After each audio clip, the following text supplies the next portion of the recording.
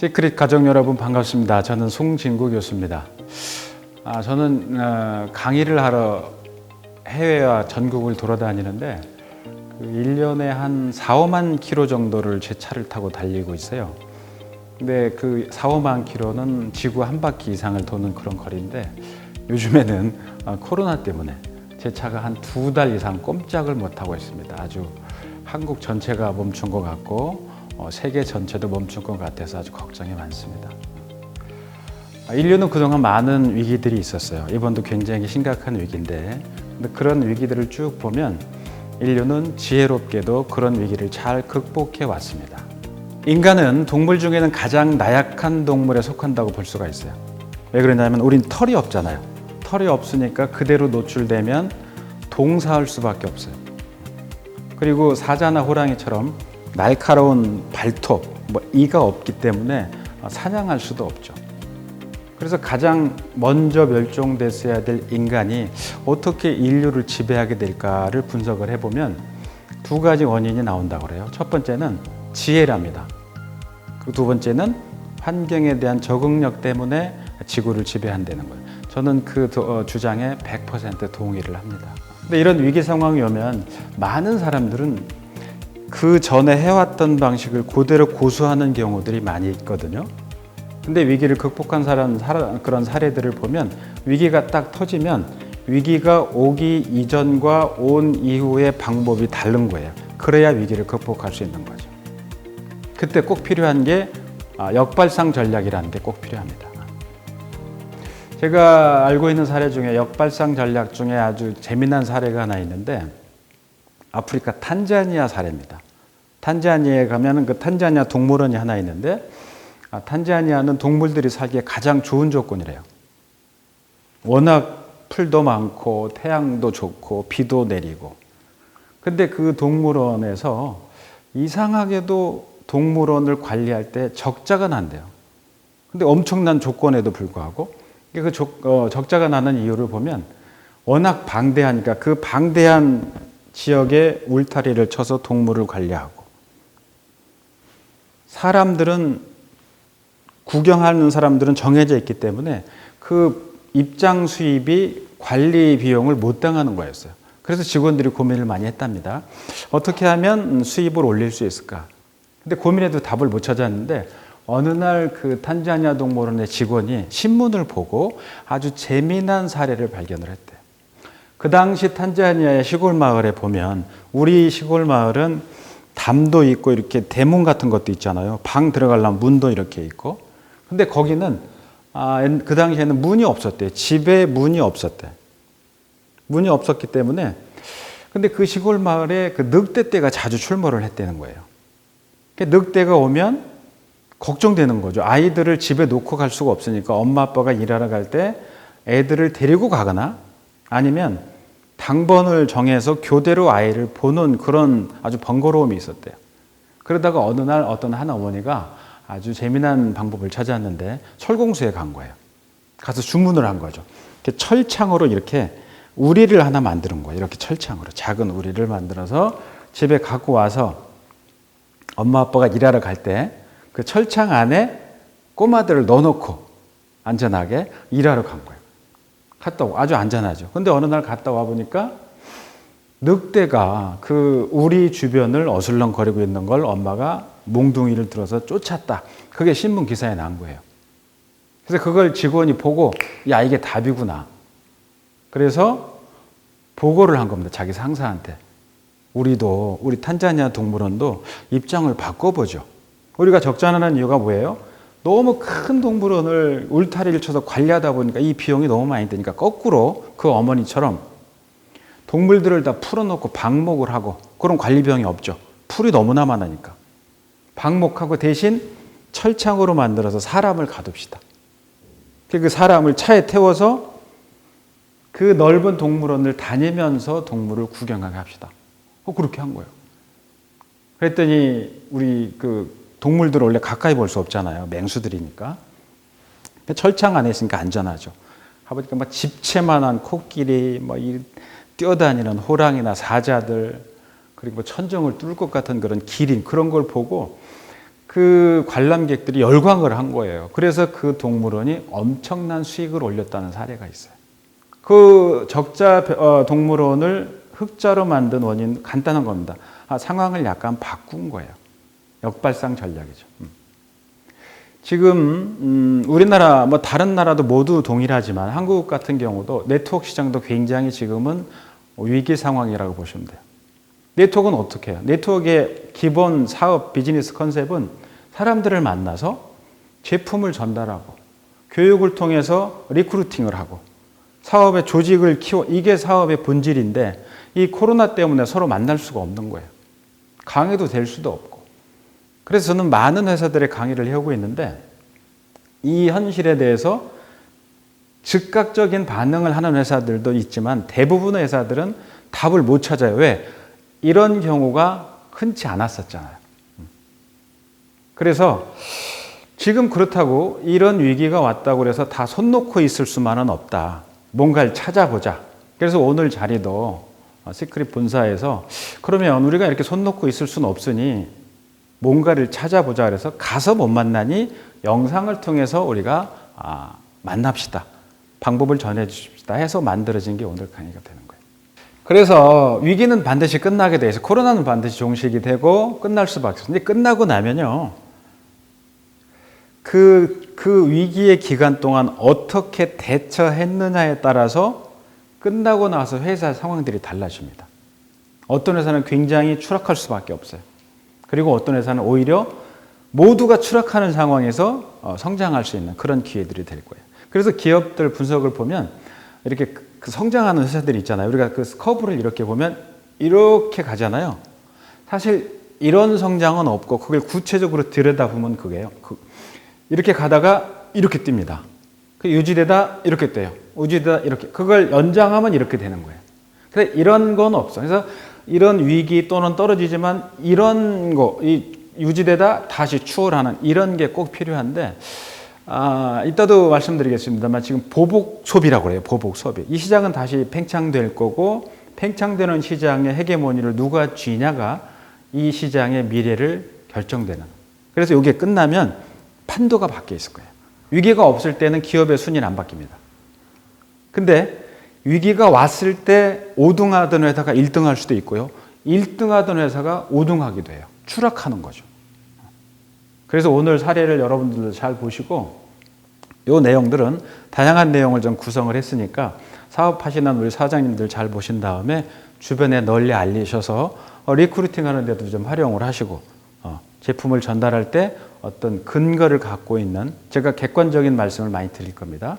그렇게 활용하시면 많이 좀 도움이 되실 거라고 생각이 들어요. 자, 그래서 오늘 강의는 두 가지 세션으로 나눴는데 첫 번째는 코로나 위기를 분석하는 거고 두 번째는 이거에 대응하는 전략입니다. 자, 위기 코로나를 한번 들여다보면 이게요. 뭔지를 모른다는 게 가장 큰 문제라는 거예요. 그러니까 알면 대응이 되잖아요. 그러니까 내가 아는 것도 없고 그거에 대해서 뭘 모르는지 그 모르는 것 자체를 모른다는 거예요. 지금까지 이런 게 없었기 때문에. 그리고 예측하지 못하기 때문에 대응이 불가능하다는 얘기입니다. 자, 이 눈이 오거나 폭설이 오거나 뭐 이런 그 홍수가 오기 전에는 일기예보라는 게 이렇게 있잖아요. 대응을 어느 정도는 할 수가 있어요. 근데 얘들은 왜 예측 자체가 안 되는 거예요. 그리고 세 번째는 이 상황이 이렇기 때문에 결과가 이게 딱 정리되고 나면 예측이 불가능해요. 지금 각국의 지도자들이 그 얘기를 하는데 전쟁 난 것보다 더 심각한 후유증이 있다는 거예요. 전쟁 난 것보다. 왜 그런지 점점 제가 설명을 한번 드려볼게요. 옛날 위기와 현재 위기를 제가 비교를 해드리면 97년도였어요. 우리나라 국민들한테 굉장히 아픈 기억이었죠. 이때는요, 우리 국민들이 어떤 생각을 가졌냐면 충격을 받았던 것 중에 하나가 은행도 망한다는 거였어요. 근데 우리 그때 생각은 일반 국민들은 은행은 국가와 동일시했는데 사실은 은행은 주식회사예요. 은행은 언제든지 망할 수 있었거든. 근데 한 번도 은행이 망한 걸 못 본 거예요. 기업 무너지고 은행도. 우린 다 끝난 줄 알았던. 그래서 이때 많은 국민들이 결혼 반지도 빼고 금반지도 빼고 이때는 외환 관리를 잘못했기 때문에 터진 위기였어요. 그 다음에 2008년도에 그 미국에서 서브프라임 모기지 사태가 터집니다. 근데 이 사람들도 이건 터질 수밖에 없었던 건데 결과적으로 보면 그래요. 자, 우리가 집을 이렇게 살 때 은행에서 대출을 해주잖아요. 그럼 집값이 예를 들어서 한 10억이다. 그러면 집값의 몇 퍼센트를 해주잖아요. 뭐 20, 30, 40%. 근데 이때는 집값이 10억이면 10억을 다 대출해 줬어요. 그러니까 이때 미국 사람들은 자기 이름만 갖고 집을 세 채, 네 채, 다섯 채를 갖고 있었다니까. 그러니까 터질 수밖에 없는 구조였어요. 그 다음 위기는 2011년도에 터졌는데 이때는 유럽의 재정 위기 때문에 문제가 심각했죠. 이 대단한 나라들이 넘어졌어요. 이게 이제 과거의 위기들인데 근데 과거 위기들은요, 어떻게 해결을 했냐면 지금도 똑같이 우리가 하려고는 하는데 이때는 정부에서 부실 자산이 있잖아요. 정부가 사주지 않으면 기업은 도산하는 거예요. 기업이 도산하면 다시 일으키기가 수가 없거든. 부실 자산은 사줬어요. 그리고 돈을 풀었어요, 정부에서. 그리고 금리를 인하했어요. 그런 게 해결됐습니다. 이게 돈의 문제였거든. 근데 지금은요, 돈의 문제가 아닌 거예요. 그래서 지금은 정부가 부실 자산 사주고, 뭐 돈 풀고, 금리를 떨어뜨려도 해결이 안 되는 거야. 왜? 이 동시에 수요와 공급망이 동시에 무너져 버린 거예요. 그래서 전쟁보다 더 무섭다는 겁니다, 이게. 돈을 줘도 쓸 데가 없는 거예요. 그리고 공급도 돈이 있어도 살 수가 없어요. 공장들이 문을 닫고 있기 때문에 생산을 못 하거든. 그래서 이때와 과거와 지금은 판이 다른 거야. 그래서 이런 걸 우리가 처음 경험하는 거예요. 수요와 공급이 동시에 중지됐어요. 옛날에는 한쪽이 문제였거든. 그리고 우리나라가요, 제 기억에 가장 낮은 금리를 현재 갖고 있어요. 0.75%. 이게 IMF 때 아까 97년도 그때는 얼마였냐면 제 기억에 38%까지 갔어요. 엄청 높았지. 금리가 떨어져도 돈을 쓸 데가 없으니까. 그리고 가동이 중단된 기업이 도산하는 거예요. 이거는 연쇄 도산합니다. 식당 하나만 딱 망하면 그런 문제가 아니에요. 기업의 이 연쇄는요, 이따 말씀드리겠습니다. 자동차사가 하나 망하잖아요. 그 부품이 2만 개가 넘게 들어간대요. 그러니까 2만 개 넘는 회사들이 줄도산을 하는 거예요. 이게 우리가 직면하고 있는 과거와는 다른. 그래서 아까 말씀드린 것처럼 탄자니아 동물원처럼 과거와는 다른 전략으로 여기에 어프로치를 해야지 과거하고 똑같이 해봐야 해결이 안 된다는 거죠. 이만큼 심각합니다. 지금은 우리가 일상관리에 좀 팁을 좀 제가 드리는데 이 내용은요, 제가 우리 아이들, 학생들 대학에 들어오면 1학년 학생이 제 수업을 이렇게 듣게 되는데 전교생이 제 수업 대상이거든요. 그럼 이 얘기를 제가 오래전부터 했어요. 자, 한번 볼까요? 자, 이건 팁입니다. 이건 우리가 코로나와 관계없, 앞으로도 늘 이런 코로나가 또 와요. 올 수밖에 없어. 근데 여기 왔을 때 대응할 수 있는 방법, 간단한 방법들인데, 자, 수족구병, 폐렴, 독감, 이런 감염병의 70%를 예방 가능한 방법이 뭘까요? 손 씻기가 이렇게 중요하다는 거예요. 근데 질병관리본부에서 이 조사한 걸 보면 여기서 원래 권하는 게 이렇더라고. 30초 이상 흐르는 물에 비누로 씻으라 이거예요. 근데 거기에 해당되는 사람이 결론부터 말씀드리면 2%밖에 안 돼요. 그래서 그냥 물로만 씻는 경우가 있어요. 물도 어떻게 하냐면 저는 늘 이렇게 돌아다니니까 그 휴게소 화장실 가잖아요. 그러면 제가 볼 때는 세 분 중에 한 분은 그냥 가세요. 씻지 않는 경우. 그리고 비누로 30초 미만 씻는 경우. 이게 2%밖에 안 되더래요. 그래서 비누로만 씻어도 상당한 질병, 그러니까 70%를 미리 예방할 수가 있다는 거예요. 그래서 위생 물티슈 우리가 가끔 쓰잖아요. 요거 50%, 손소독제 98%인데 비누가 99%래요. 근데 이런 거 걱정되지 않아요? 이거? 화장실 뭐 좋아 교수님 뭐 휴게소 같은 데 가서 손 씻는 건 좋은데 거기 보면 휴게소에는 이렇게 물 그 세제도 있지만 비누가 있는 경우 많잖아요. 또 비누가 이렇게 젖어서 물에 젖어 있는 경우 많죠. 써야 돼요, 안 써야 돼요? 걱정할 필요가 없대요. 이 실험을 해보니까 손에 50억 마리의 병원균을 묻힌 거예요. 실험자한테 50억 마리. 그 사람이 비누를 쓰고 나갔어. 근데 그 다음 사람이 그 비누를 똑같이 쓰게 했어요. 전혀 문제가 없대요. 그래서 화장실이든 어디든 무조건 비누로 손을 씻어라. 문제 없다. 이게 뉴욕타임즈에 보도된 내용입니다. 손 씻는 거 전혀. 그러니까 늘 씻어라 이게. 요거는 WHO하고 미국 뉴잉글랜드 뭐 이런 데서 나온 데이터인데 우리가 일상 속에서 흔히 쓰는 물건들이 있잖아요. 여러분 택배 여기에 그 확진자가 요걸 만졌으면 여기 택배 상자에 24시간 동안 바이러스가 살아있답니다. 24시간 하루 동안 살아있는 거예요. 그리고 손잡이 있죠. 버스나 지하철 72시간이 3일 동안 살아있대요. 그리고 이 비말이 있죠. 재채기 하거나 이게 공중에 30분 동안 떠 있다는 거예요. 그러니까 우린 그동안 그런 별 생각 없이 잡고만 이러잖아요. 이렇게.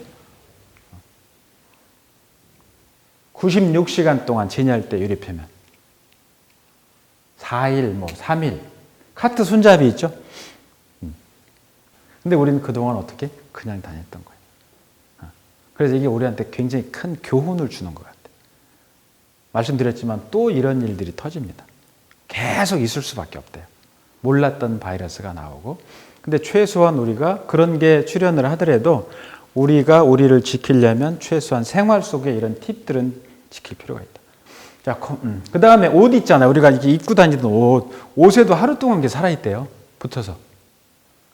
그래서 좀 옷 관련된 뭐 소독하는 그런 뭐 세제도 나오고 뭐 그런 제품들도 나오고 그러는데 이것도 우리가 관심 있게 좀 봐야 될 것 같아요. 자, 지금까지는 좀 짧게 코로나가 얼마나 무섭고 어떻게 대응을 해야 되는지를 우리가 살펴봤고 이제 본론으로 들어갑니다.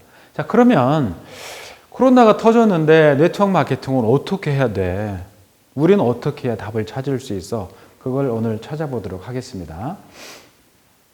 자, 생산의 3대 요소 맞춰보세요. 이게 여러분 초등학교 4학년 2학기 때 나온 시험 문제였어요.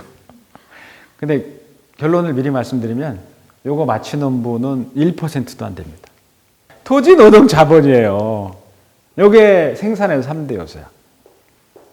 저는 고향이 시골이에요. 제 고향이 충청도에 있는 태안의 말리포라는 데가 제 고향인데 제가 중학교 때까지 거기서 살았어요.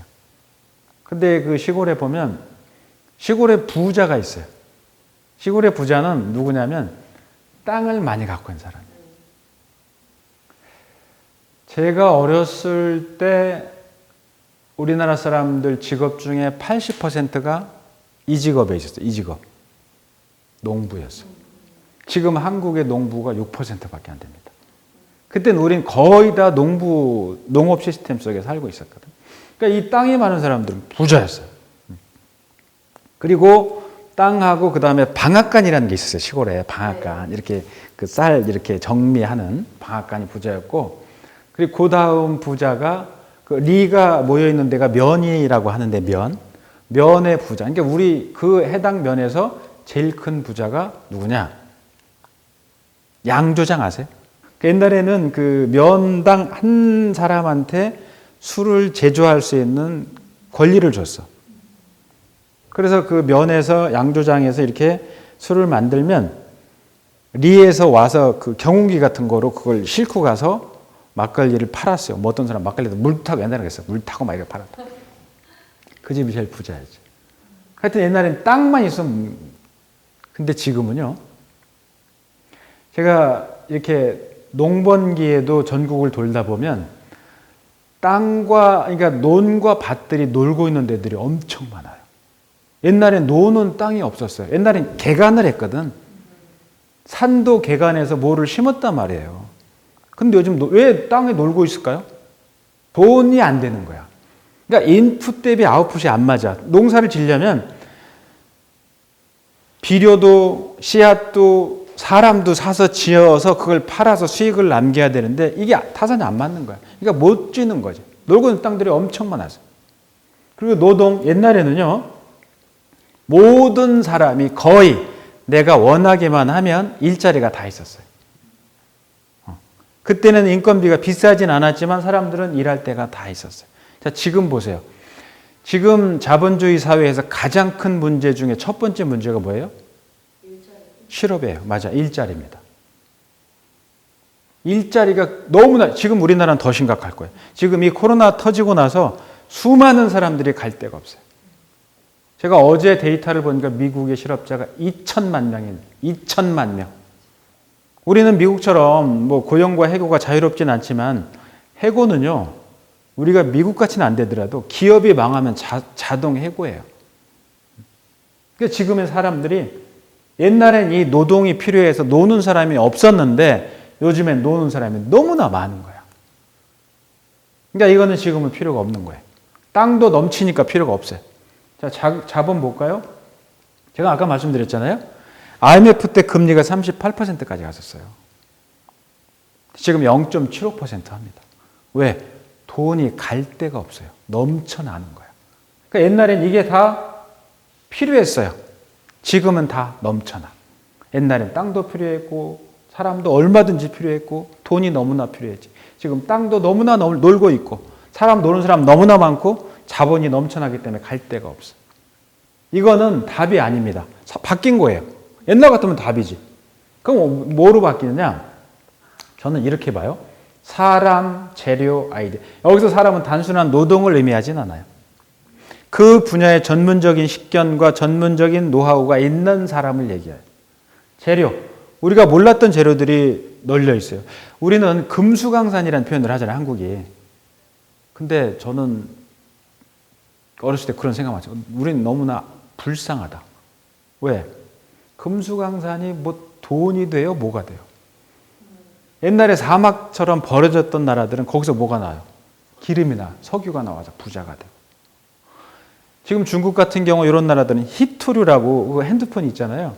핸드폰 만들 때 꼭 필요한 게 히토류래요. 그건 옛날에 그게 뭔지도 몰랐어요. 우린 히토류가 하나도 없대. 금도 없고 오리가 없어. 재료들이 너무 없는 거지. 그다음에 아이디어. 지금 아까 제가 말씀드렸잖아요. 이런 위기 상황이 딱 끝나고 보면 오케이, 이거는 나한테 기회였어 하는 회사가 있을 수 있고 아이고 난 끝났네 할 수가 있어요. 그러니까 기회였어 하는 건 뭐예요? 이거를 살릴 수 있는 아이디어. 이거는 나한테 기회야. 잡는 거죠. 남보다. 먼저 잡는 게 필요해요. 여러분 하다못해 주식을 하더라도 그래요. 주식이 지나고 나서 보면 내가 그때 샀어야 되는데 이렇단 말이지.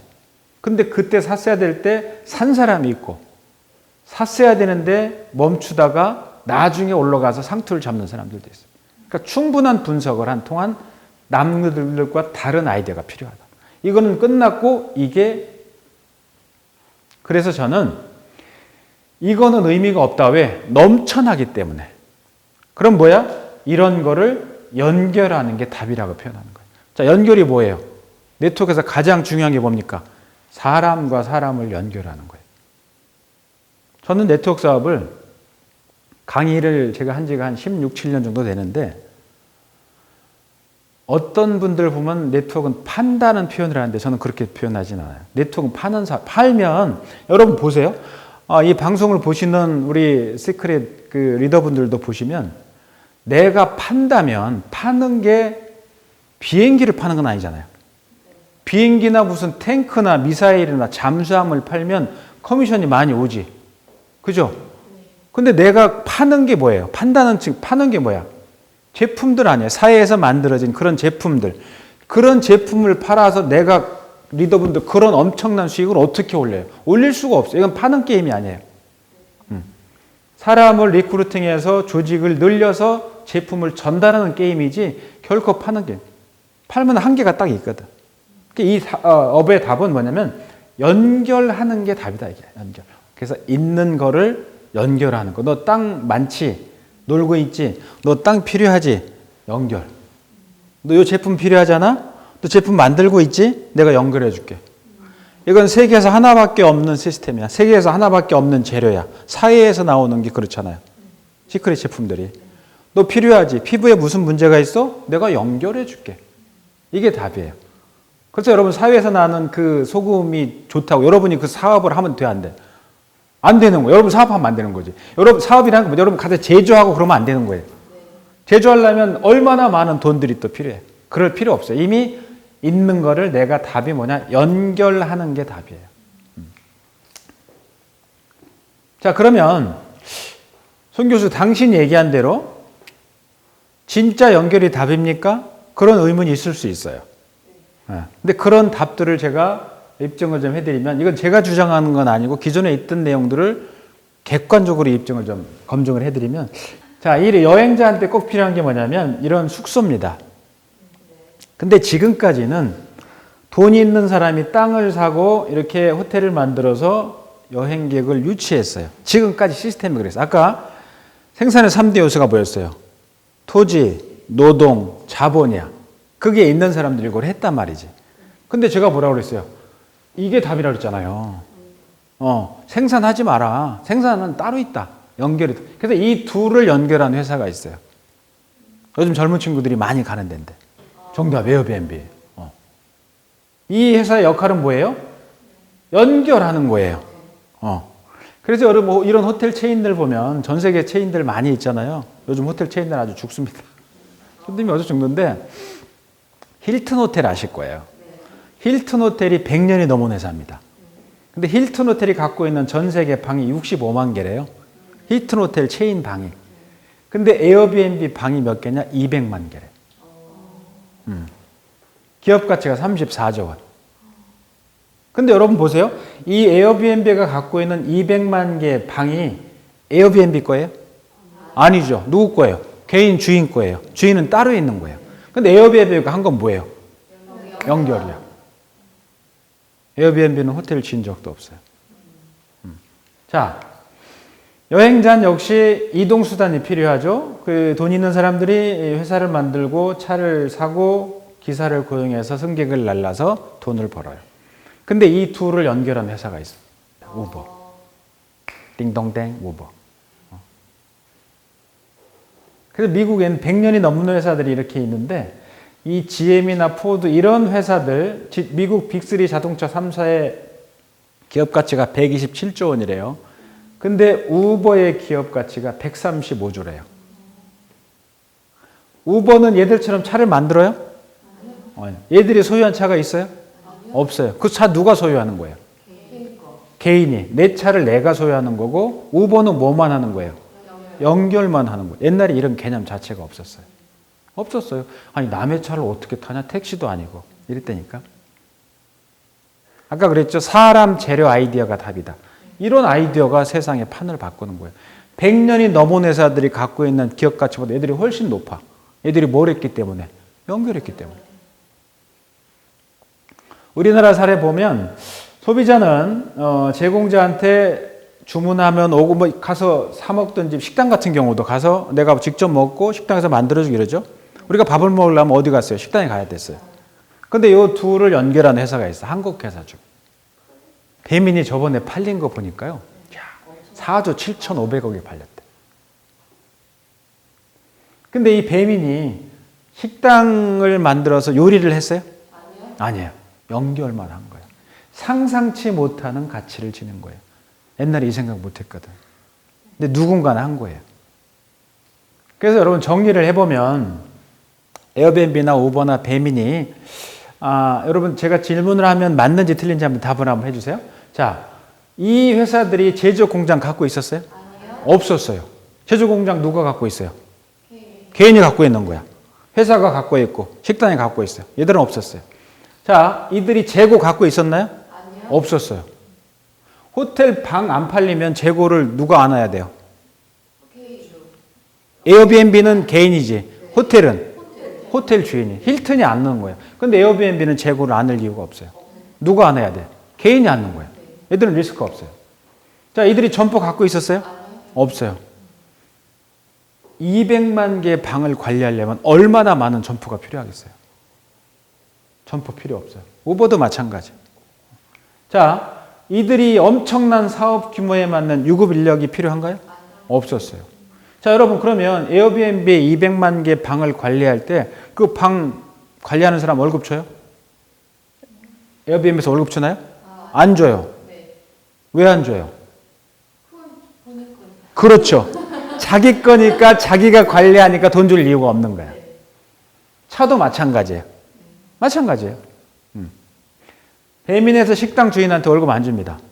안 줘요. 자, 이들이 파산하면 리스크는 뭐예요? 없어요. 이 규모에 맞는 리스크는 없어요. 예를 들어서 힐튼이 파산하면 엄청난 리스크가 있죠. 전 세계적으로. 말도 못할 거예요.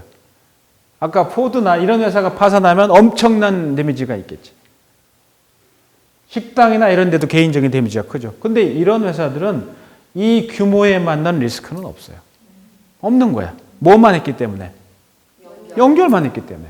자, 그러면 이 사람들의 업무는 뭐였어요? 연결이야. 이 답이에요. 그래서 이런 시대에 굳이 생산하지 마라. 재고 갖고 있지 말고 점포 갖고 있지 마라. 왜 갖고 있어? 유급 인력 왜 써? 갖고 있지 마라. 뭐만 잘해? 연결. 자, 그러면 여러분 에어비앤비나 우버나 배민 같은 이런 회사들이 세상에 없었던 걸 개발했잖아요. 이 사람들이 무슨 특별한 기술이 있었어요? 없었어요. 뭐만 했어요, 애들이? 연결. 그래서 뭐만 바꾼 거야. 구조만 바꾼 거야. 호텔 하려면 호텔 지어야 됐어요. 차 생산 라인 다 있어야 됐다니까. 근데 그 소유에서 뭐로 바뀌었어요? 연결로 바꾼 거야. 여러분들도 이런 얘기 보고 에어비앤비나 우버는 남 얘기지만 만약 배민이다 그러면 아, 내가 왜 저 생각을 못했을까 여러분 생각할 거예요. 내가 왜 못했지? 남들 다 하는데 남들 다 한 게 아니에요. 어떤 사람만 그 생각을 한 거지. 세상은 이렇게 변합니다. 변해요. 여러분 생각해 보세요. 미국의 그 어마어마한 자동차 3사가 100년이 넘었잖아요. 우버보다도 기업 가치가 어때니까. 과거에 상상도 할 수 없는 일이 지금 현실로 일어나는 거고, 특히 이 코로나 사태는 우리가 4차 산업혁명 이런 얘기를 많이 하잖아요. 제 주제 중에도 그 주제가 있어요. 4차 혁명. 근데 제가 이걸 딱 당하고 나서 보니까 우리가 4차 산업혁명을 주로 말로만 했던 것 같아요. 근데 이게 딱 터지고 나서 마무리될 때쯤 되면 여러분 완전히 세상은 뒤집어져 있을 거예요. 자, 그러면 네트워크 사업은 어떤가 보자고요. 앞에 비교했던 거를 여러분이 한번 대답을 해주세요. 자, 여러분들 네트워크 사업 하시는 우리 그 사업자 사장님들 계시잖아요. 그분들이 제조 공장 갖고 있어요? 없어요. 그분들이 다른 회사들처럼 이거 재고가 있어요? 없어요. 이 재고는 누가 갖고 있어요? 회사가 갖고 있는 거야. 제품은 누가 제조해요? 회사가 하는 거야. 자, 그러면 사업자 사장님들이 점포 갖고 있어요? 없어요. 이게 얼마나 감사한 일인지 요즘 아실 거야. 점포 필요 없어요. 갖고 있지도 않아. 자, 사장님들이 어떤 리더분들 보면 수입이 굉장히 크잖아요. 그 수입을 견인할 만한 많은 파트너가 있잖아. 그분들한테 월급 줘요? 안 주는 거야. 유급 인력이 없어요. 이게 딴 사업하는 분들이 이 직접 판매, 네트워크 시장에서 굉장히 신기하게 생각하는 게 이거예요. 아니, 어떻게 월급을 안 주고 사람들이 그렇게 움직여요? 이해를 잘 못해. 설명을 자세하게 해주기 전에는. 네트워크는 유급 인력 필요 없어요. 없어요. 유급 인력 아예 없어요. 자, 그러면 파산하면 리스크는 뭐예요? 없어요. 물론 이런 건 있죠. 필요한 경비들, 내가 활동하고 쓰는 거 있잖아요. 먹고 마시고 이런 거. 활동하는 비용들은 있겠지. 근데 내가 수익을 얻는 규모에 맞는 리스크는 없어요. 자, 그러면 사장님들이 할 일은 뭐예요? 정답이에요. 간단한 거예요. 이 사업을 들여다보면 간단해. 그러니까 제조 공장 가질 필요도 없고 재고도 필요 없는 거예요. 그리고 점포 필요 없어요. 유급 인력 필요 없고 파산하면 리스크도.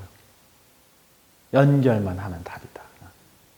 이해하시겠어요? 네. 요거를 여러분 알기 쉽게 설명을 하셔야 돼. 신규 리크루팅 하실 때.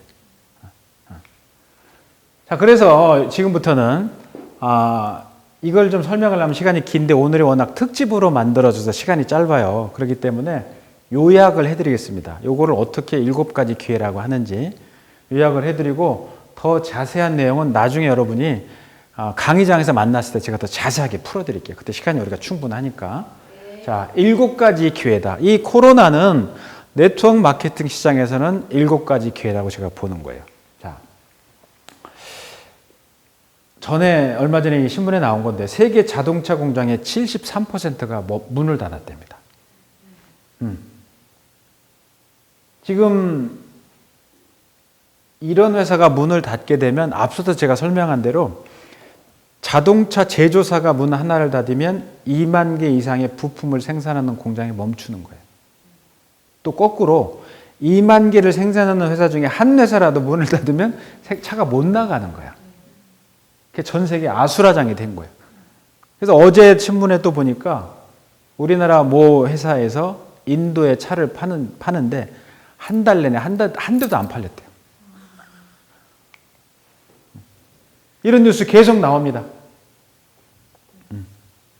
근데 여러분, 네트워크 마케팅은 공장, 여러분이 사업하시는데 여러분 공장 있어요? 없는 거예요. 그러니까 공장이 문 닫을 염려는 여러분 없는 거예요. 요즘 사이즈로 보면 제일 큰 문제입니다. 이게 공장을 갖고 있다는 게. 그러니까 무공장 사업을 한다는 거는 네트워크 마케팅 중에 첫 번째 좋은 거예요. 첫 번째. 자, 두 번째는 뭐냐? 재고입니다. 얼마 전 뉴스를 보니까 맥주 있잖아요. 맥주 한 잔에 맥주 한 잔에 $5 한답니다. 이게 캐나다 얘기예요. $5인데 이 원유 그 드럼통이 있잖아요. 드럼통 한 통이 $4래요. 또 얼마 전에 유가가 마이너스까지 갔었어요. 지금 뭐 미국, 러시아, 사우디 이런 나라들이 전쟁을 하고 있잖아요. 이 기름 때문에. 재고 때문에 망하는 거예요. 그래서 제가 아는 저랑 같이 운동하는 기장이 있는데 그 기장이 지금 2달, 3달째 방학이에요. 비행기가 안 떠. 호텔도요, 요즘 신문에 나온 거 보면 1+1이야. 방 하나를 예약을 하면 하나를 또 쏠 수 있게 줘. 근데 이 금액 자체도 기존에 있는 금액보다 훨씬 떨어진 거예요.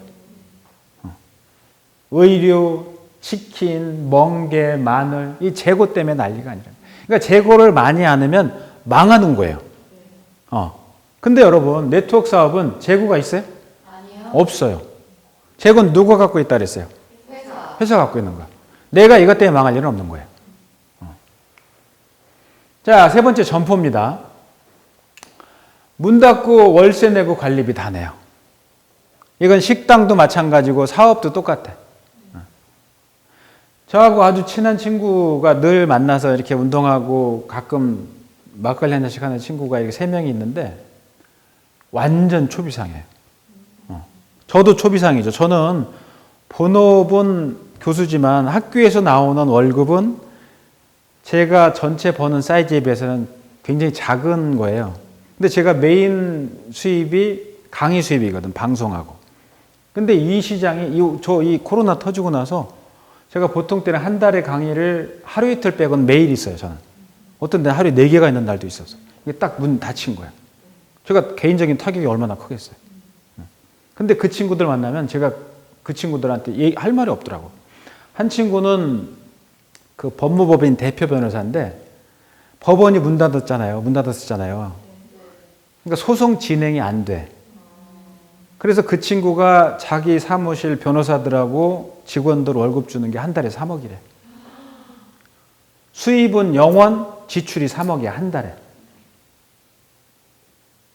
또 한 친구는 더해. 이 친구는 극장 하는 친구인데, 이렇게 바닥 면적이라고 그러죠. 한 층에 1000평짜리인데, 그게 8층이야. 8000평짜리 극장이야. 엄청 큰 극장이야. 근데 그 극장이 대구에 있어. 근데 그 친구도 저한테 그러는 거예요. 야, 송 교수, 너는 인컴이 끊겼을 뿐이지. 그러니까 수입이 끊긴 건데 우리는 수입도 끊기는데 지출이 늘어나. 지출은 정해져 있는 거예요. 계속 줘야 돼. 이게 못 버티는 거예요. 이게 굉장히 치명적인 거예요. 그래서 이걸 못 버티면 도산하는 겁니다. 근데 네트워크 사업 하시는 우리 사장님들 점포 갖고 있어요? 아니요. 없어요. 월세 냅니까? 아니요. 없어요. 관리비 돼요? 아니요. 없어요. 사무실이 뭐예요? 내 몸이 사무실이야. 어디 가 있든. 네트워크 사업이 재미난 게 내가 가 있는 게, 네트워크는 모든 게 일이고 모든 게 노는 것 같아. 여행도 자주 가시잖아.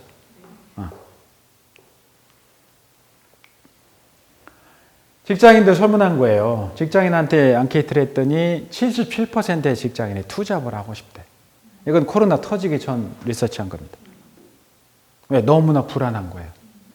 그래서 이번 코로나가 진행되고 있는데 앞으로 비자발적인 실업자죠. 내가 직장을 다니고 싶은데 직장이 없어지는 경우들도 많이 있고 너무 불안하니까 직장이 있음에도 불구하고 투잡을 하고 싶고 어쩔 수 없어요. 그래서 저는 그 리더분들하고 여러 회사 리더분들하고 오랫동안 잘 알고 있는데 이렇게 통화하시다 보면 개인적으로 이런저런 얘기 하실 거 아니에요? 재미난 얘기를 하세요. 교수님, 지금요 이 사업이 최고예요. 이거는 점포, 이 인건비 이거 없잖아요. 그 대면 안 해도 무대면으로 이 사업되는 거 안정적인 거 이거밖에 없습니다.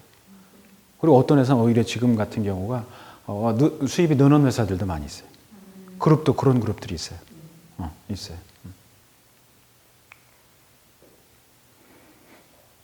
그런데 아까 제가 말씀드린 대로 절대 공장이든 제조든 하지 말라 그랬잖아요. 그런데 구조적으로 보면 한 번의 창업은 필수입니다. 왜 그러냐면 정년이 정해져 있지만 정년까지 가는 경우는 극히 드물어요. 극히 드물고 그 뒤에 남아있는 삶이 너무나 길어.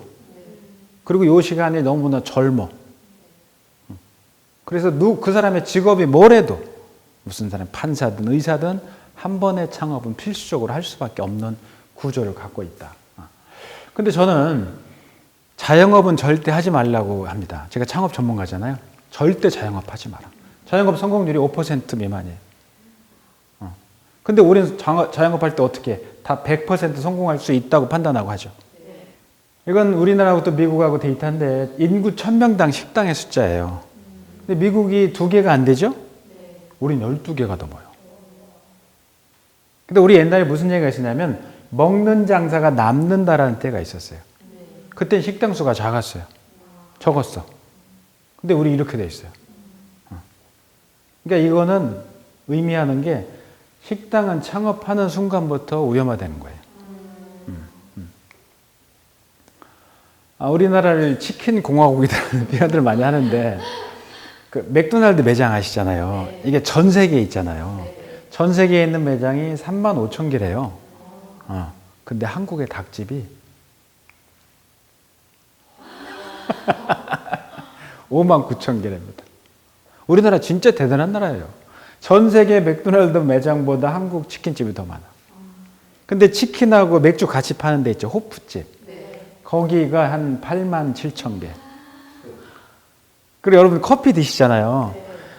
근데 커피를 전문으로 파는 데도 있고 커피를 사이드로 파는 데도 있어요.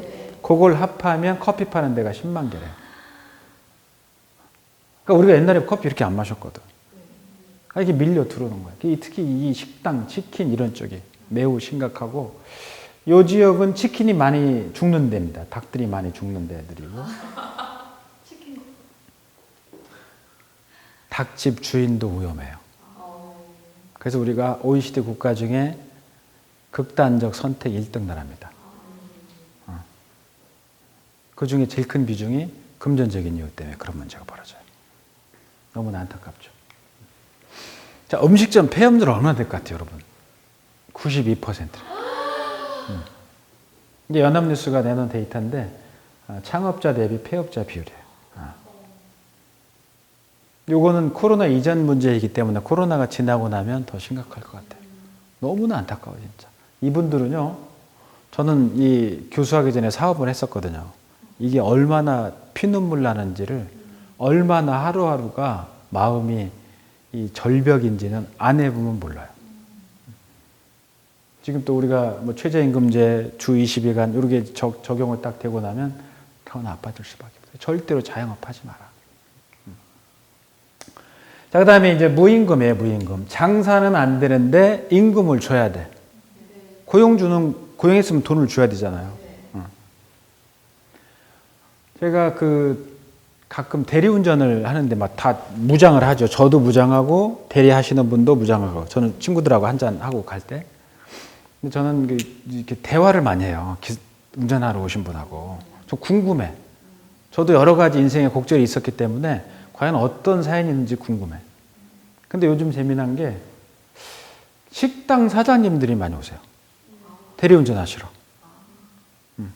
그래서 어떤 분은 막 얘기하시다가 저는 얘기 들을 때 그냥 이렇게 안 듣거든요.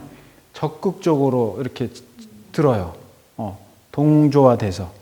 어떤 분은 막 얘기하시다가 우시더라고. 종업원은 임금을 못 주고 월세를 낼 수가 없다는 거예요. 그래서 이 점포 월세 내고 점포 비용, 임금 안 줄 수가 없잖아요.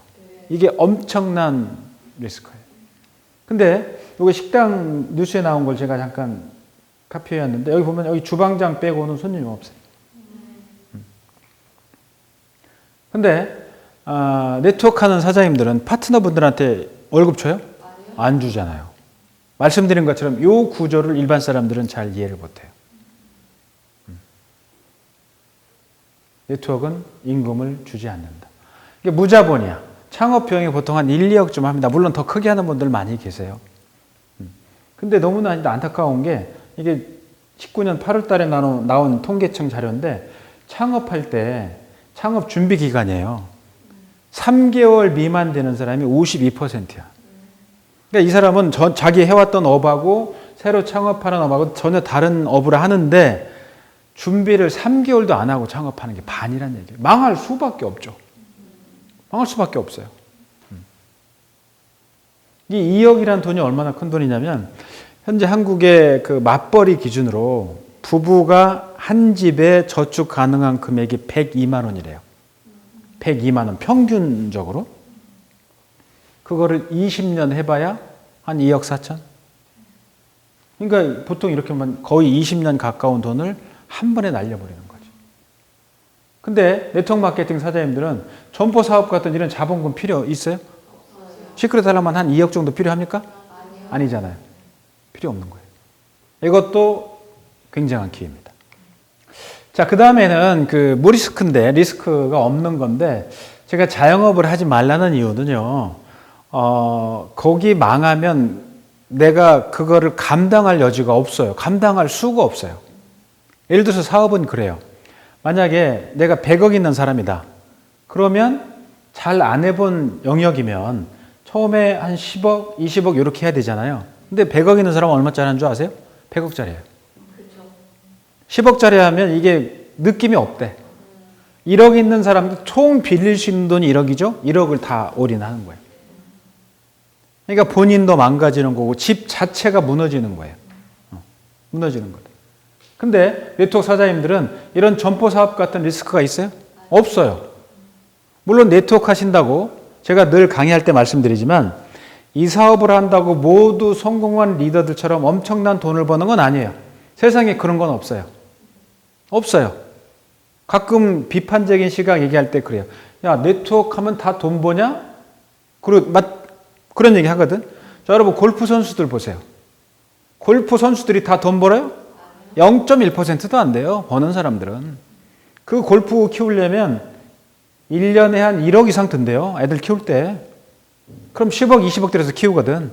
그럼 걔들이 다 돈을 벌어야 되는데 못 버는 거야. 사업도 똑같아요. 여러분 직장에 똑같이 들어갔어요. 그럼 직장 들어가면 모두가 다 중역됩니까? 안 되는 거예요. 근데 비판적인 시각할 때는 네트워크 하면 돈 버냐 이렇게 보는 거거든. 아니에요. 세상의 모든 순리가 똑같아요. 공부도 똑같잖아요. 입사할 때도 경쟁을 거칠 때 성적이 우수한 친구가 입사를 하는 거거든. 나머지 친구 입사도 못해요. 네트워크의 기회는 리스크가 다른 사업보다 없거나 적대는 거예요. 그 다음에 무대면, 요즘 이런 문제가 너무 심각하잖아요. 그러니까 대면하지 않아도 이 사업은 되는 거예요. 나머지 다 대면을 해야 돼. 이런 사업들. 비행기가 이게 김포공항 사례인데 여기다 그 한 주에 한 9만 명 정도가 왔다 갔다 했대. 김포공항에 국제선에. 지금은 한 명도 없답니다. 국제 비행기가 안 뜨는 거예요. 아까 말씀드린 것처럼 제가 아는 기장 지금 2-3달 동안 방학하고 있는데 비행기가 안 떠요. 이런 건 다 장치 산업이에요. 호텔. 여행사 다 망가졌어요. 못 버팁니다. 그런 대면하지 않으면 이런 문제가 벌어지는데 네트워크는 어때요? 만나지 않고도 매출이 증대가 돼요. 제가 그런 기업들 많이 봐요. 그런 그룹들. 그래서 이것도 역시 네트워크 마케팅만이 가질 수 있는 기회다. 그래서 좀 그 무대면 언택트라는 얘기를 많이 들어보셨잖아요. 요즘엔 채용할 때도 인터뷰할 때도요. 이렇게 영상으로 합니다. 직접 인터뷰 안 해요. 그리고 재미난 게 뭐 진료는 그렇다 쳐도 모델하우스 있잖아요. 가서 보는 거야. 방이 몇 개인지 샤워실이 어딘지를 봐야 되잖아. 이걸 지금 다 영상으로 해요. 신기하더라고. 영상으로 하니까 왜 이걸 지금 했냐 그러는 거야. 해보니까. 근데 우린 가서 봐야 되잖아요. 그러지 않아도 돼. 그래서 이런 쪽 영역이 굉장히 넓어졌어요. 오히려 코로나 때문에 이런 가정 간편식 집에서 다 시켜 먹잖아요. 요즘에. 온라인 소비. 그다음 TV 많이 보잖아요. 무슨 뭐 넷플릭스 이런 거. 온라인 강의. 저도 개강을 했는데 지금 우리가 초반에는 전체 화상 강의를 해요. 지금. 쌍방향 우리 학생들하고 화상 강의를 하는데 제 방에서 학생들하고 실시간으로 합니다. 이게 굉장히 발달되어 있어요. 그래서 보니까 단점도 있지만 장점도 많아. 이번에 해보니까. 그래서 말씀드린 것처럼 4차 혁명은 코로나 때문에 굉장히 우리한테 가까워지는 것 같아요. 온라인 수요하지. 그러니까 이런 거 여러분 자세히 보세요. 현재 이런 게 여러분 하는 다 그 사업하는 데 다 연결되어 있어요. 먹고 바르고 그잖아요. 온라인 돼 있고요. 그 다음에 수요도 택배로 다 배송이 되고 만날 필요가 없는 거예요. 그래서 요거를 정리를 하면 그래요. 이 위기는 제가 볼 때는 그냥 손 놓고 있으면 안 된다. 특히 네트워크 사업 같은 경우는 코로나가 기회일 수 있다. 7가지 기회. 첫 번째, 공장이 필요 없다. 재고가 필요 없어요. 그 다음에 점포가 필요 없죠. 임금 안 줘도 돼. 자본이 필요 없어. 그리고 리스크가 타 사업보다 훨씬 적거나 없어요. 요게 제가 볼 때는 네트워크의 굉장한 기회다. 맞아요, 틀려요? 맞는 거예요. 그래서 이런 얘기들을 들으시고 오늘 방송을 보시는 우리 시크릿 패밀리 분들은 이런 얘기를 들으시고 주변에 전달을 제대로 하셔야 돼요. 이런 일은 반드시 또 생겨요. 그래서 끝나지 않습니다. 몰랐던 것들이 계속 나오게 돼 있거든. 그럼 나올 때마다 또 우리가 움츠리고 이렇게 넘어져야 되냐? 아니란 얘기죠. 오히려 이거는 기회일 수 있다. 대면하지 않고. 그래서 내 플랫폼을 만들고 연결하면 성공하는 게 답이라는 게 제 이제 결론인데, 플랫폼 비즈니스는 이런 거예요. 우리나라 요게 제일 발달된 게 여러분 핸드폰 늘 쓰는 카카오 아시죠? 카카오톡, 뭐 카카오 택시, 카카오 뱅크 없는 게 없어. 이게 플랫폼 비즈니스의 전형적인 모델인데, 예를 들어서요, 이게 체인형 플랫폼 비즈니스를 보면 스페인에 있는 회사가 바지가 필요하면 옛날에 이 친구들이 다 만들었어요. 근데 지금은 통째로 중국에 오더를 줘요. 그럼 스펙, 컬러, 남녀 비율 딱 줘. 그럼 이 친구들이 만든 게 아니라 이걸 또 다 발주를 해. 이 단추는 중국에 주고, 지퍼 있죠. 지퍼는 한국에. 한국이 지퍼를 제일 잘 만든대요. 그리고 실은 말레이시아. 그럼 실이 인도로 넘어가서 염색이 된대요. 그리고 이 우리가 입고 있는 모든 옷이 출발이 실이에요. 염색이 돼서 옷이 만들어져. 그러면 단추, 지퍼, 실, 염색된 게 파키스탄에 모여서 조립이 돼. 우리가 입고 있는 옷은 조립된 거예요. 그게 납품되면 이 구조가 되는 거야. 근데 여러분 보실 때 이 중에 돈을 제일 많이 버는 회사는 어디일 것 같아요? 정답이야. 스페인이에요. 왜? 플랫폼을 스페인이 깔은 거예요. 이 네트워크 사업도 똑같아. 내가 플랫폼을 깔잖아요. 내 밑에 파트너가 많을수록 수입이 올라오는 거야. 내 옆에, 내 다운라인은 많은 건 좋지만 형제 라인이 수입이 높은 건 나하고 관계가 없는 거예요. 그래서 제일 큰 거는 이 판을 누가 까냐 이거예요. 내 판을 깔았는데 얼마나 많은 사람들이 모일 수 있느냐가 핵심이에요. 기존 플랫폼 비즈니스들은 그래요. 회원 가입하잖아요. 그리고 회사한테 주문을 하면 회사는 배송을 해줘. 그리고 회사는 수수료를 준단 말이지. 네트워크는 어때요? 바로? 개념이 이와 비슷한데 이거 잘 보시면 여기는 그 소비자가 가입을 하죠. 그러니까 내가 가서 리크루팅을 하든지 소비자를 개척하는 거예요. 그죠? 가입을 해. 그리고 주문을 해. 그럼 여기서 배송을 해줘. 그럼 나는 뭐 하는 거야? 회사가 나한테 뭘 줘요? 커미션을 주는 거야. 그러니까 여기서 보면 나는 배민과 같은 회사의 주인이야. 그래서 이 사업을 사장이라고 부르는 거예요. 그러니까 배민은 사람들 엄청난 돈을 들여서 이걸 할 거 아니에요. 오토바이도 사고. 근데 나는 그런 거 없이 사업을 만들어서 유지하게 되는 거지. 같은 개념, 플랫폼 비즈니스의 핵심이에요. 그러니까 나는 플랫폼의 주인이. 내가 많이 깔수록 수익은 더 올라오는. 그래서 공장도, 재고도, 점포도, 인력도, 리스크도, 자본도 대면하지 않아도 되는 사업. 이게 제가 볼 때는 네트워크밖에 없는 거예요. 자, 그러면 창업을 한번 하긴 해야 되는데 적합한 조건이 뭔지를 제가 한번 찾아봤어요. 그래서 제가 지금 제시를 해드릴 테니까 이게 네트워크 사업과 비교를 해봐서 사장님, 여러분들이 볼 때 이거 맞아요, 틀려 한번 맞춰보세요. 여러분이 하시는 네트워크사가 하시는 사업이 자본금 낮고 투자 대비 수익성이 좋아야 된다. 이게 맞아요, 틀려요? 맞아요. 보통 창업은 2, 3억, 1, 2억씩 들여야 되잖아요. 정확하게 맞아요. 시장 수요가 많고 사람들이 모두 필요를 합니까, 안 합니까? 필요로 해요. 요즘 남자도 화장 다 합니다. 필요로 해요. 중복 구매로 이어질 수 있는 소모품이 아니에요. 소모품이에요. 맞아요. 상품 유통이나 대리점 운영을 고려해 볼 만하다. 이 네트워크 직접 판매 사업은 법률적인 용어가 대리점 사업이에요. 맞습니다. 사업을 유지할 수 있는 자생력이 있어야 된다? 근데 요건 제가 볼 때, 요건 개인 차이가 굉장히 심해. 다른 사람의 힘을 빌릴 수 있는 일이어야 된다. 맞아요. 저는 강의를 안 가는 데가 없어요. 교도소도 가고 대통령실도 가고 다 갑니다.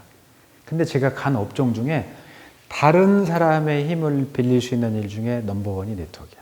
이게 왜 그러냐면 설명을 해드리면 그래요. 자, 보세요. 나하고 내 친구가 치킨집을 차렸어. 얘는 옆에, 나는 그 옆에.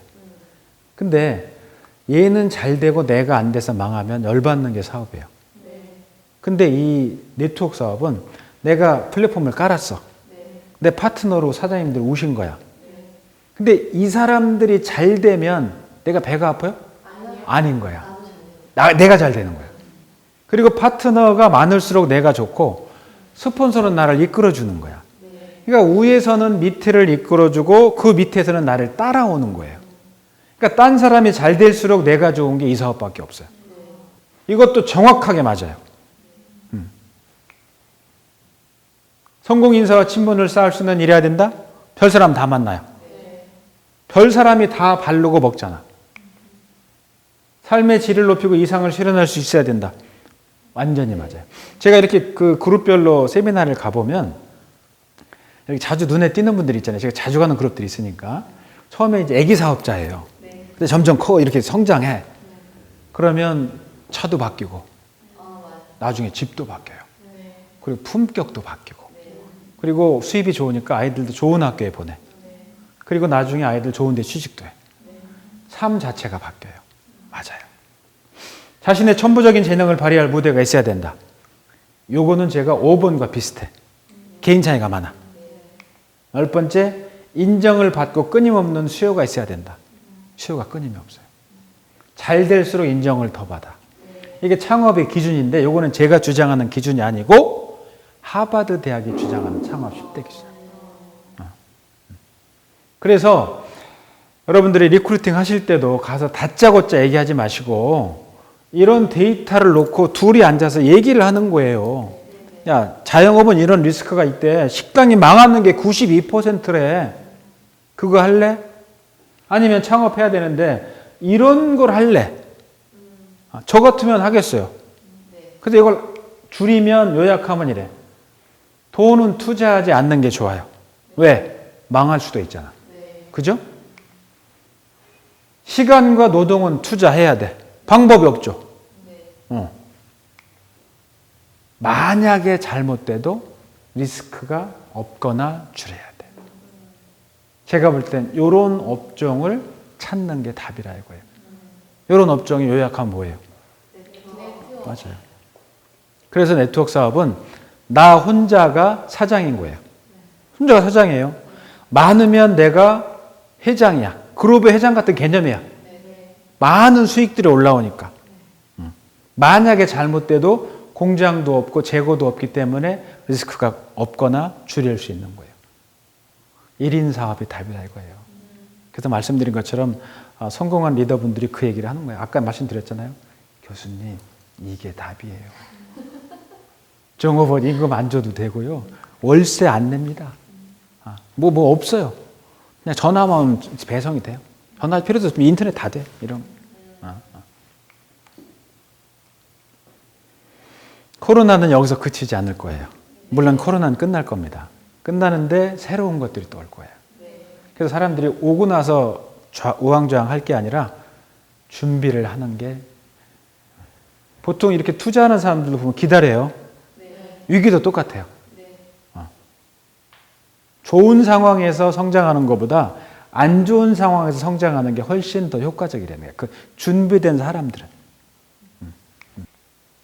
자, 요즘 보복 소비라는 얘기가 유행을 하고 있는데 하버드에서 요거를 연구한 적이 있었어요. 그래서 두 팀을 나눠서 한 팀은 슬픈 영상을 보여준 거예요. 막 눈물 흘리는. 또 한 팀은 자연 다큐를 보여준 거예요. 보여주고 그 문 앞에 물병을 놨대. 나가면서 물병을 사는 조사를 한 거예요. 그때 슬픈 영상을 봤던 사람이 자연 다큐를 본 사람보다 구매율이 30%가 높아지더라는 거예요. 근데 요즘 여러분, 저도 어제하고 그저께 신문 계속 보니까 백화점 매출이 작년 요 시즌보다 지금 더 늘었다는 거예요. 특히 그 중에 뭐가 늘었냐? 보셨네요. 명품이 더 늘었대요. 왜 그러냐면 슬프고 우울할수록 자신의 가치를 낮게 평가한대. 이게 이렇구나, 내 인생이. 그래서 뭔가 비싼 걸 사면서 보상받으려는 심리가 있다는 거예요. 그래서 오늘은 제가 보통 현장에서 강의할 때는 90분에서 2시간 정도를 하잖아요. 근데 오늘은 짧게 했기 때문에 제가 다 말씀드릴 수는 없었고 압축된 강의를 해드리니까 여러분 나중에 현장에서 이렇게 그룹별로 만날 때 좀 자세하게 풀어서 말씀드리는 거로 그렇게 하겠습니다. 저는 솔직하게 진심으로 말씀드리면 저는 네트워크 리더분들을 진심으로 존경합니다. 왜 그러냐면 제가 처음에 네트워크 시장에 강의해 올 때가 한 16, 7년 전이었어요. 지금부터. 그때는 세상이 어땠냐면 네트워크 한다, 다단계 그러면 간첩인 줄 알았던 때가 있어요. 간첩이야. 뭐 생긴 것도 이상하고 막 뿔 달리고 막 이런 인식됐던 때가 있었어요. 근데 지금 성공한 리더들이 그 시간을 견딘 거예요. 진짜 대단한 사람들이죠. 이분들은 국가도 못했고 부모도 못했던 걸 해줍니다. 파트너한테. 그게 뭐냐? 통장의 잔고를 채워주는 거예요. 부모 못합니다. 국가도 못해요. 통장의 잔고가 채워진다는 얘기 뭐냐면 자유가 생기는 거예요. 삶이 바뀌는 겁니다. 그래서 제가 처음에 가서 보면 초기 사업자 때는 그래요. 저 스폰서는 나 때문에 먹고 사는 사람이야 이래.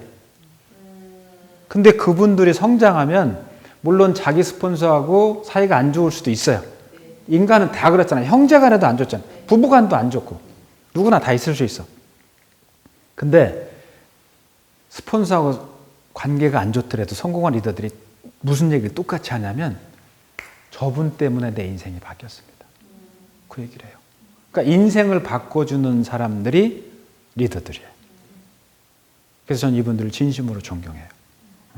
그래서 여러분들도 오늘 방송을 보시는 분들도 존경받는 리더가 돼서 그런 것들을 좀 더 넓게 영향력을 펼쳐서 파트너들한테 지갑에 돈을 채워주고 통장에 돈을 채워줘서 자유를 줄 수 있는 일을 좀 하셨으면. 오늘 강의를 정리를 할 때가 왔네요. 저는 희망하면 늘 생각나는 시가 하나 있는데 그 중국의 철학자 루신이라는 사람이 쓴 시가 있어요. 희망이란 있다고 할 수도 없고 없다고 할 수도 없다. 그것은 땅 위에 나 있는 길과 같은 것이다. 근데 원래 땅 위에는 길이라는 게 없었다. 사람들이 많이 다니다 보니까 그게 길이 된 것이다 라는 시가 있어요. 이 영상을 보시는 우리 사장님들 많은 분들이 그런 얘기를 합니다. 코로나 때문에 힘들어 못하겠어 어려워 이런 얘기를 하겠지만 이게 말씀드린 것처럼 7가지 기획으로 인식한 분들이 계실 거예요. 그분들한테는 이게 엄청난 기회가 될 겁니다. 어쨌든 코로나는 끝나요. 왜 그러냐? 지금까지 인류가 존속한 이후에 바이러스가 인간을 이긴 적은 없었어요. 그래서 이 힘든 시기에 여러분들이 다른 사람들은 주저하고 있을 때 파이팅을 해서 한 번 더 붙어본다면 여러분들은 반드시 그 위너가 될 겁니다. 저도 여러분들을 위해서 응원하겠습니다. 감사합니다.